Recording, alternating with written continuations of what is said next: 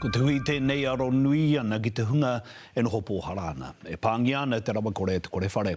Following on from John Boynton's harrowing account of the plight of many Kaumātua in Te Taitokoro, and then a massive power cut affecting all of the far north last week. We are now joined by the mayor of the far north. Ko te kahika tēnei kōrero hi ake nei. Moko Tepania joins us now. E te kahika tēnā koe.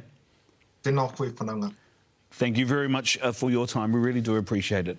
Can I get your response, e te kahika moko, to what you've seen on the story from John? Oh, e tangi ana taku ngākau ne.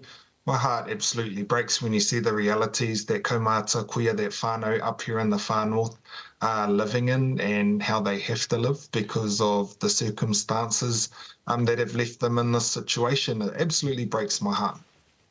So let's talk about what can be done. Now, I know, as was mentioned in the story, Te Koe Koe and other initiatives that the council and the community are trying to do together. But who is responsible, do you think, to trying to help resolve the issues that are being faced? Is it council? Is it community? Is it central government, or all three?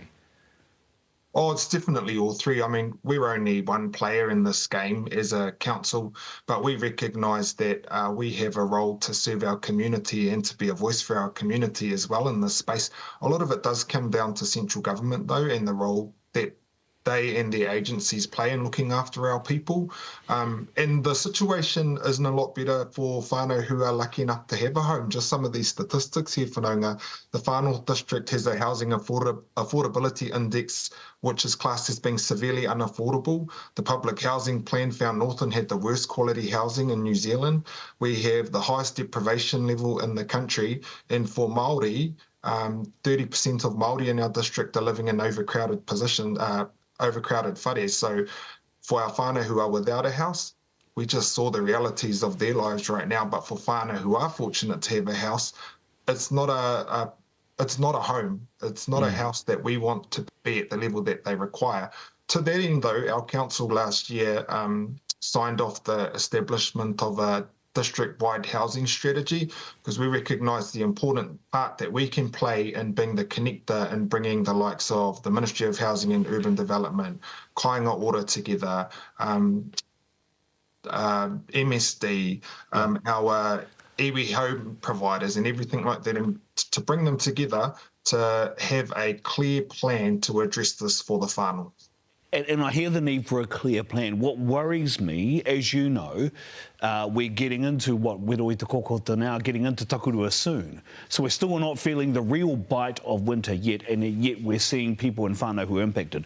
So what happens now at Te Kahika for those who are really feeling the pinch and will feel it more as we get into Takurua, right into the middle of winter later this year? Oh, yeah, I mean, all of these plans that we have in place are setting up the far north of the future, not the far north of today. And the far north of today, it's not a pretty picture whatsoever. I guess if there's any message that we can get across to those whānau, and because in that story we heard, there's a lot of hakamā here and a lot of humility around the realities of their situations, but to please reach out, because we will help connect with those social service agencies to at least get you on a list for a home. I mean, our council ourselves, we've got 120 Kaumātua and kuia units that we have direct control over as a council, or there's those relationships that we have with those other agencies that we can help and use in that space. Or we've also got funding if it comes to it. I previously sat on the Kaikoe Hokianga Community Board. We put something like 20% of our annual budget across just to buy portable caliphant systems so that whānau who are without power or who are without a proper home could at least have a hot wash throughout winter. So please, patoa te hakamā and reach out for help. Te kahika, Moko, you talked about the role that you have as a conductor, and there's an advocacy role with central government. There are people on our live stream watching now making comments about where is central government, and in particular those of us who hold ministerial responsibilities in the central government now. What is your message to them following on from that story you've just seen? The message is that you need to come up here. I mean, we had a beautiful housing expo at Waitangi this year and saw all of the different agencies that are trying to put the mahi in to sort out this crisis we're in, but we actually need central government to acknowledge there's a crisis and to do the necessary steps right here and right now. And that comes down to funding and budgetary provisions as well, so that we can help our whānau who are hurting right now, while we still work together to plan for the future and make the future better for our whānau. But can I just re-emphasise that point? You're saying there is a crisis in Te Tai Tokerau, there is a crisis in the far north now. Oh, absolutely. There's a housing crisis. I mean, not going to try and butter up the reality of what we just saw there, or the statistics that our housing strategy has already managed to pull in. I mean, I think there's something like over 500 whānau members on the public housing register just waiting for a home right now. Where are those 500? Where are they living? We don't actually know. This is a crisis. And I wanted to just, if we can expand the point then, because some would say there's not just a crisis of housing, there's a general crisis of infrastructure. Look at the power cut that happened last week, and yes, I know there were bolts missing from the bay, or nuts missing from the bolt of a pylon, and it fell over, but look at the impact. Some are saying almost $16 million impact across the country, but particularly in the far north, what happened. What was your reaction when you heard that? How did you respond? Oh, it's incredibly frustrating, right? Because we're already down and out enough as it is here in the far north. So to have something like that come across, and I mean, now Northland Chamber of Commerce put that figure at something like $80 million just for that day that we were without power. That on top of the $2 million a day of lost economic potential for Northland, with the State Highway 1 at the Brenduans being closed. On top of that, State Highway 1 at the Mangamukas being closed. We still have 35 active Phase 3 slips from Cyclone Gabriel last year. The far north is down and out. Northern is down and out. We're doing a huge job to try and get us back up, but it doesn't help when there are things outside of our control that just continue to hit us. So what do you do? Because you are, as you say, the conductor, the central link, not the central link. You are the one who advocates on behalf of the community, and you have to have the relationship with central government. So how do you deal with those issues? I mean, I know, for example, Mangamuka is looking to open, fingers crossed, by the end of this year. Brenduans, apparently there's going to be a way through just before Matariki, you know, for a while.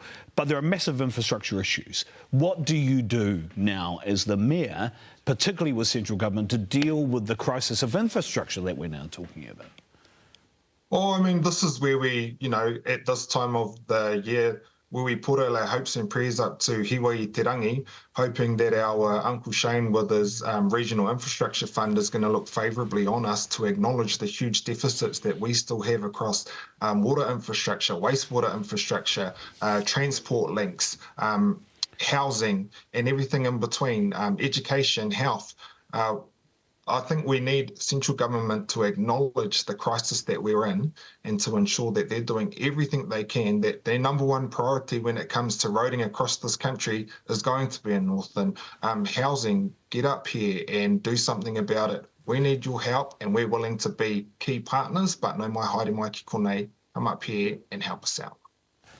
The interesting thing about that, though, is that this is a coalition government who's been taken a pretty clear stance on what it feels about Māori wards and councils. Your mayoralty was one of 50 across the country who said they want Māori wards to remain, and you have a high population of Māori in the far north. Is the reality, though, that Māori wards will be gone, and therefore the power to advocate on behalf of the interests, particularly in Te Tai Tokerau, lessened or weakened as a result of the removal of Māori wards? Oh, listen, this is, and I've always said that Māori wards isn't the be-all, end-all, or the only mechanism to unlock a Māori voice at the council table, but it's one that we did choose up here in the far north, and I respect other communities and other iwi who don't see that this is the mechanism they want, but the people of the far north were loud and clear to us in 2022 that this was the mechanism they wanted, and our Māori ward councillors are doing a fantastic job. The hoha thing is when central government comes in and then legislates changes that oversteps their mark because they're not here on the ground working with the people. So it's a hoha and a half, to be honest. It's distraction from all of those core issues we have around infrastructure and the work we're doing in that space, to then come in and cause divisiveness in our community and undue cost at the same time. Te kahika kia kaha I roto i ngā mahi kai mui te aroara pukai ake ana, e mihi atu ana kia koe moko. Tēnā koe, tēnā koutou.